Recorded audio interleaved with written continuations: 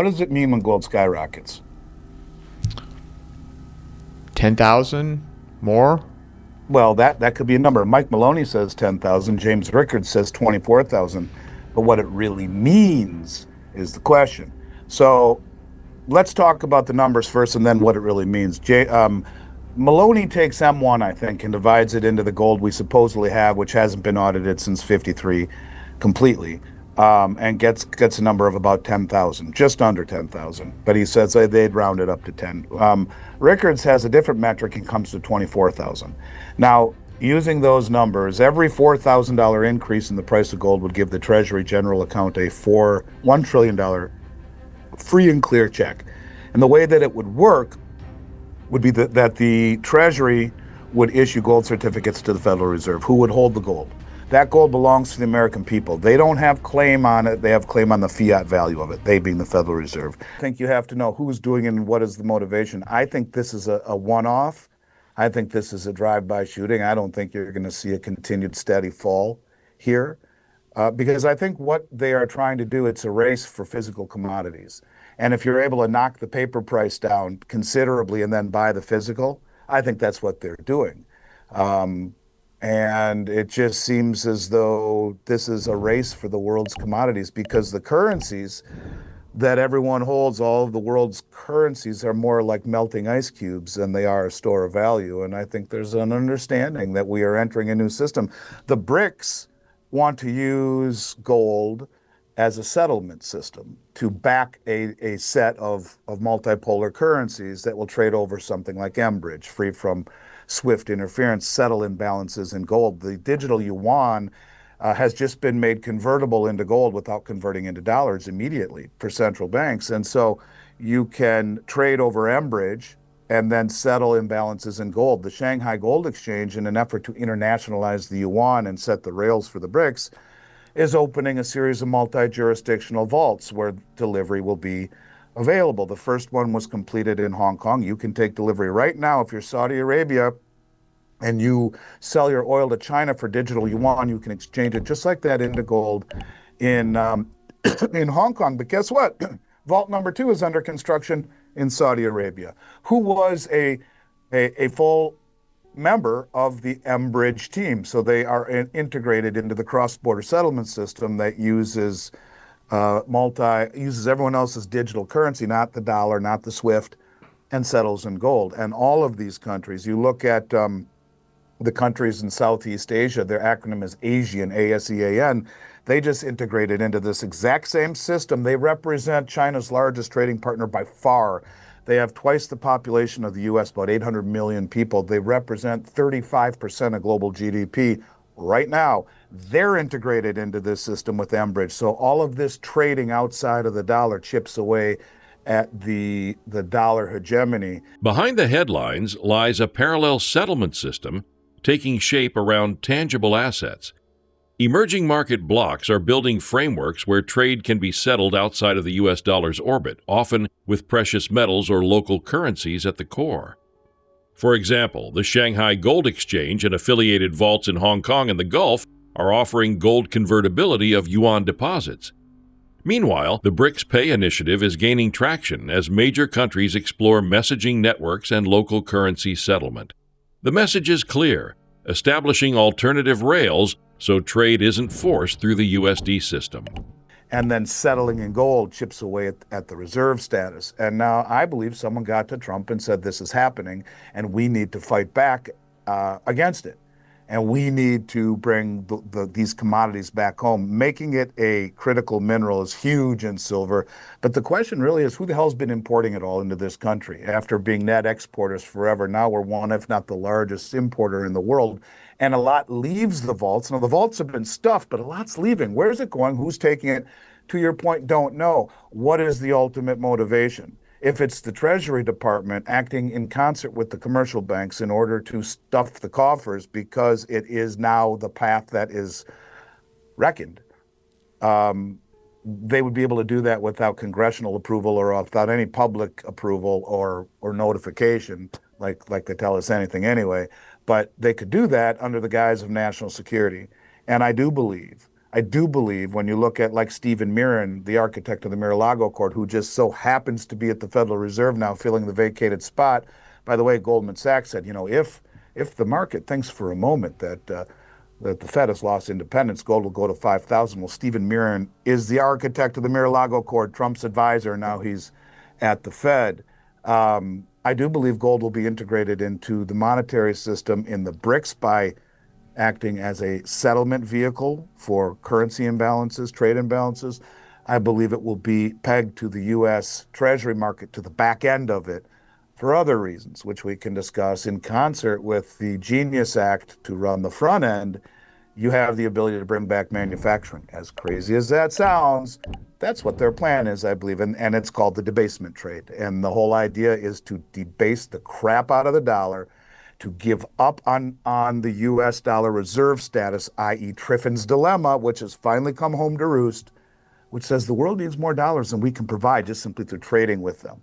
So they have to buy our currency to buy oil or to buy commodities or to do anything and sell theirs. Their currency goes down, ours goes up. And after years and years of doing this, their currencies become so much cheaper than ours. Manufacturing follows that. You hollow out your manufacturing to make things cheaper around the globe. And being the reserve currency has kept our goods cheap that we buy at Walmart, our asset prices high, and our interest rates low, because they would take the proceeds, the excess, and put it in U.S. Treasuries. Well, that game's over, right? The weaponization of the Treasury market, the poor performance of it, the inflation. Who wants our Treasuries anymore? No one trusts us. Gold is no longer just an inflation hedge. It is re-emerging as a settlement asset for nation-states and large financial actors. Central banks are accelerating purchases of gold as a protective hedge, not just for inflation, but for systemic risk involving reservation of foreign reserves. The shift away from paper gold toward physical delivery is gathering steam. The structural logic. When currencies and government debt become unreliable, gold stands alone as nobody's liability. This sets the stage for gold to regain a central role in the global monetary fabric. And this is, I think, exactly the path that they are going down. And I will show you, if you want, what I think the path is, how they plan on abandoning the reserve status. As Vice President Vance has come out and said, on White House letterhead, Triffin's dilemma makes being the world reserve currency in the United States, it's a bad deal for us now. It's great for the consumer. It's horrible for the producer. We don't produce anything anymore.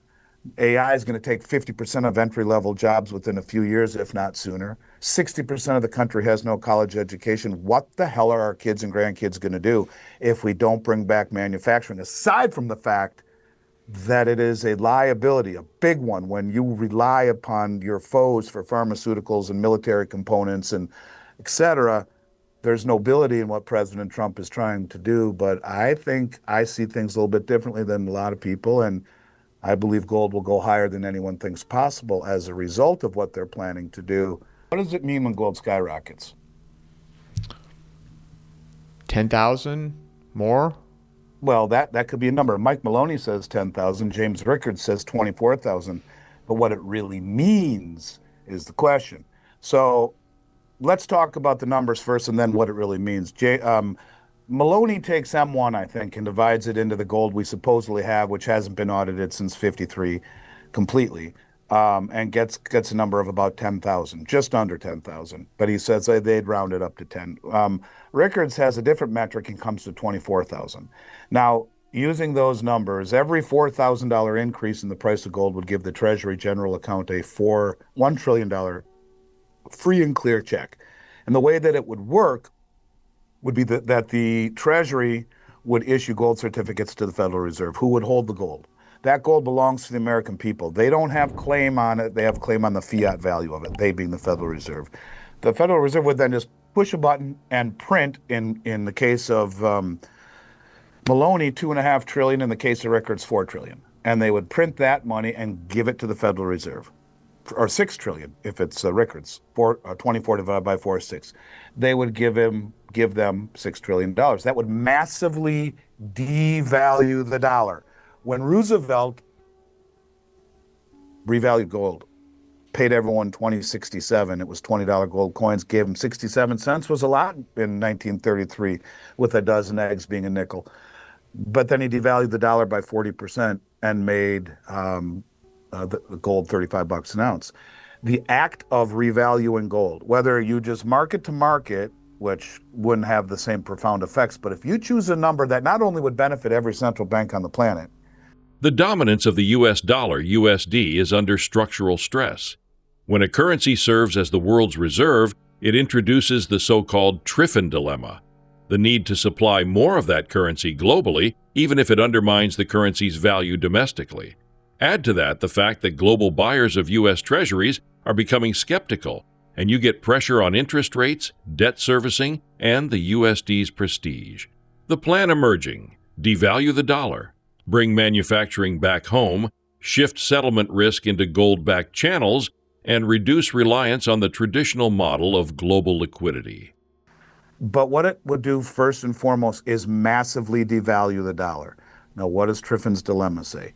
When you are the reserve currency, you will always run a trade imbalance because countries need more dollars than you can provide through trade alone, which means they sell their currencies, weakening, to buy our currencies, strengthening. You can't sell your product to the world as the strongest currency in the world, or it becomes too expensive, is in essence what it says. And therefore, you send your manufacturing to those places to make it much cheaper. So the goods that we buy with printed dollars are cheap. It's a good deal for a long time until you get to a point when no one wants to finance your debt any longer. And we're 200 trillion in debt: Medicare, Medicaid, Social Security, government, military pensions, on top of the 37 trillion. So we have a problem, and things need to be addressed. So if you want to have manufacturing, the first thing you need to do is to have a massively devalued dollar, give up on the reserve status. And when Trump comes out and says, having a strong dollar is great, but you don't do much tourism, and you sure don't sell much stuff to the world. Then he comes out and says on Easter Sunday, he who has the gold makes the rules. Well, all this gold's been coming back to the United States. No one's asking who the hell's taking it.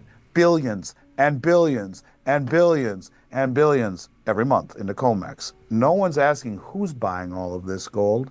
Who's got that kind of bread? All right, so you got all the gold coming back. You got Vance speaking out against Triffin's dilemma. You have Trump acknowledging that in comments. You have Trump saying he who has the gold makes the rules.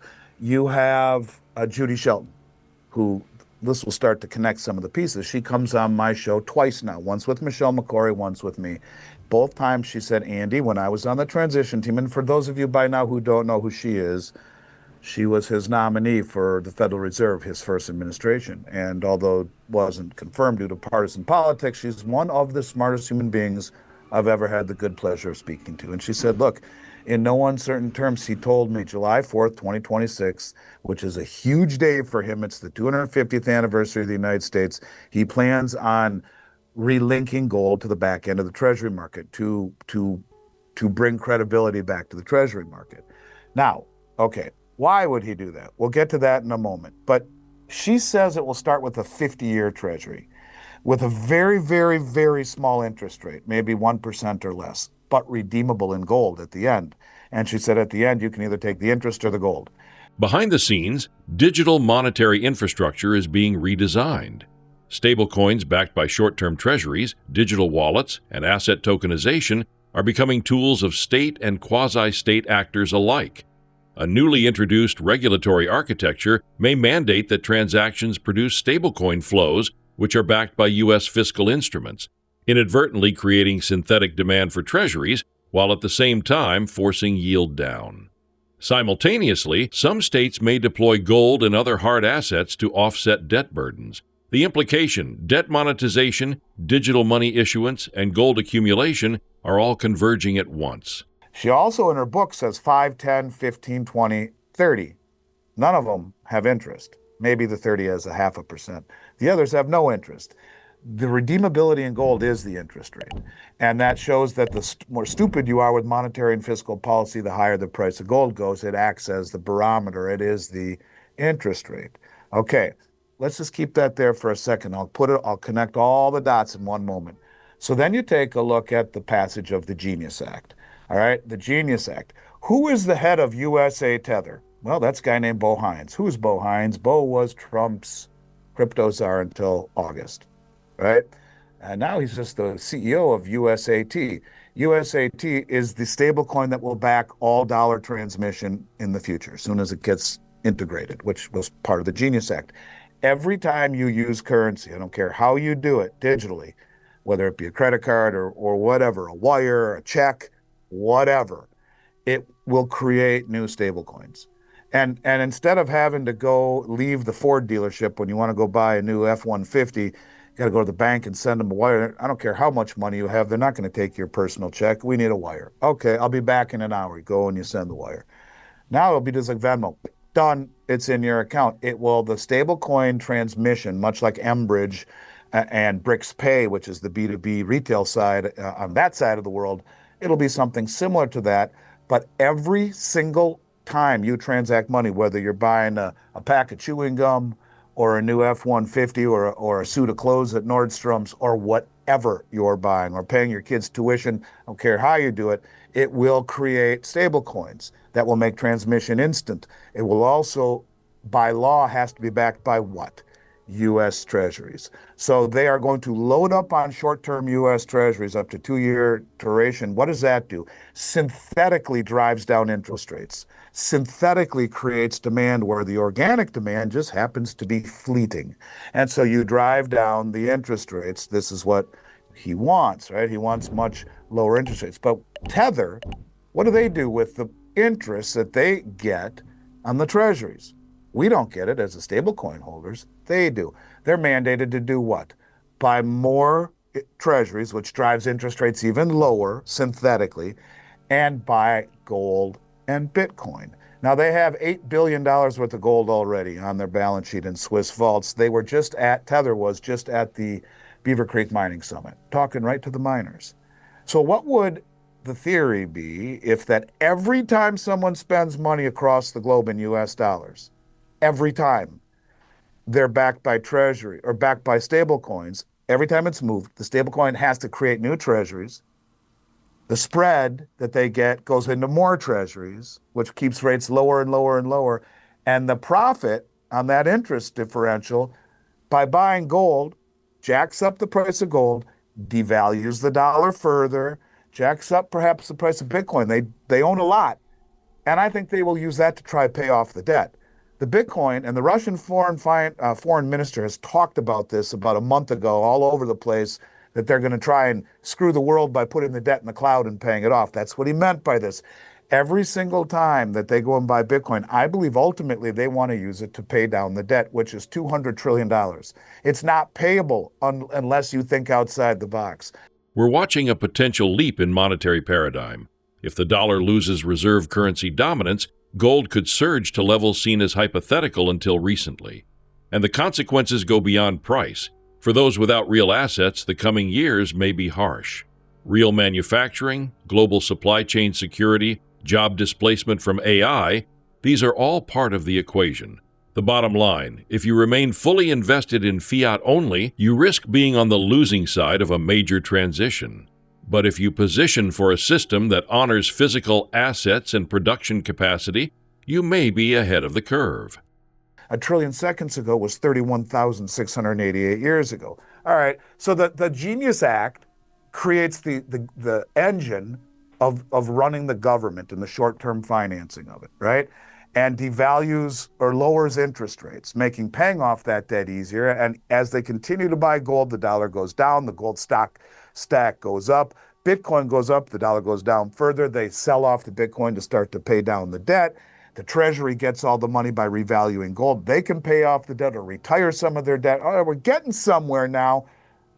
How do you bring back manufacturing? I got an idea. You peg gold to the back end of the bond market, where you have zero upfront borrowing costs. Zero.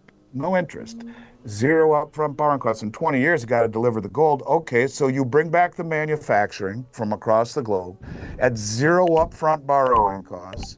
It costs a lot to build new manufacturing facilities in the 21st century and to train the people and do all this stuff.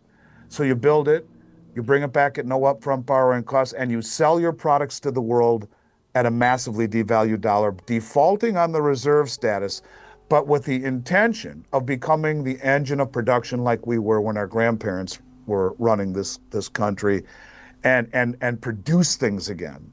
Because if we don't, we're dead. And my mentor, Richard Russell, God rest his soul, I always used to say 15 years ago, the Fed has two choices, inflate or die, hyperinflate or default. This is option three.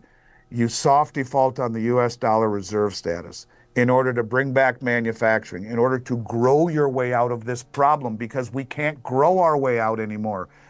All we do is create financial assets, movies in Hollywood, and IT in California. You're not in those three places, you're dead in the water. And AI, look what that's going to do to Hollywood in and of itself, let alone the financial analysts and on Wall Street. Everything is changing. We need to make things again. And the only way to do that is to give up on being the reserve currency and to build our way back to being great. It's a cycle, and now we're down here and it's time to change it for our children or grandchildren. The only byproduct that I could see that would suck would be for people who don't own assets. If you don't own assets right now, you're in trouble because the dollar's down 11% already this year. This is what they want, a debasement trade. They're debasing the dollar to do this, to bring back manufacturing. And there is the nobility in there. You look at your little baby grandchild in the face and say, hey, you got a shot now, man. You and your family have a shot because we have to make things again. We can't be reliant on the rest of the world to do it for us. And there's going to be some pain to pay. I think people who don't have assets will experience, there will be years of universal basic income for people to make it while we regain ourselves with our back against the wall. And the U.S. always seems to persevere then as being the engine of manufacturing again, or at least giving it a shot, because short of that, where we are going, we're in big, big trouble if we don't think outside the box to a degree like this. And the moral of the story of all this, Mike, is if you save all your assets in dollars, you're damn well destined to go broke. And if you're not a contrarian after all of this shit that we've seen, you're going to be a victim. And I believe that in my soul. I do believe that. And I am as big of a patriot with that flag behind you as you are. I thank God every day I was born in this country. And we screwed up a good thing with the reserve currency by going so far in debt we can never pay it off. We've bankrupted our children and grandchildren. This may actually work. At least it gives us a swing, right? It gives us an at-bat. And hopefully we hit it out of the park so that our kids and grandkids have the world as an oyster, world is your oyster. That oyster kind of sucks. Look at the current kids just coming out of college right now. They can't find jobs, none of them. It's the highest level of unemployment across the board. It's already starting to happen. So I think that's where we're going.